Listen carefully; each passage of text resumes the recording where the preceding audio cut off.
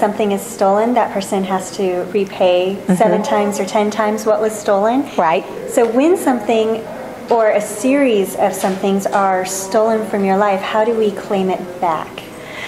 I basically don't address the enemy. I just go to God and I say, God, the enemy has stolen this from me, and I thank you.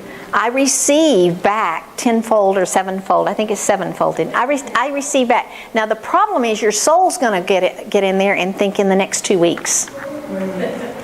It might be in the next 7 years. It might be 10 years.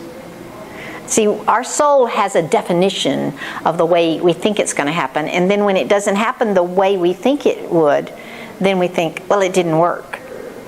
So I deliberately, when I first started growing in the Lord, I kept everything general. In other words, say I needed a new car. I didn't go around claiming and confessing that God's supplying me a new car. I went around acknowledging, God, you supply all my needs. You know my needs, and I just want to thank you that you care and your word is true and you supply my needs. I never mentioned the car because our soul will focus on that, and it decides it's going to be the blue car, and it's going to have leather seats, and it's going to blah, blah, blah, blah, blah, and then we get all disappointed because it didn't happen the way our soul decided that it would. So I always kept everything general. God, you're good, and you're going to be good to me.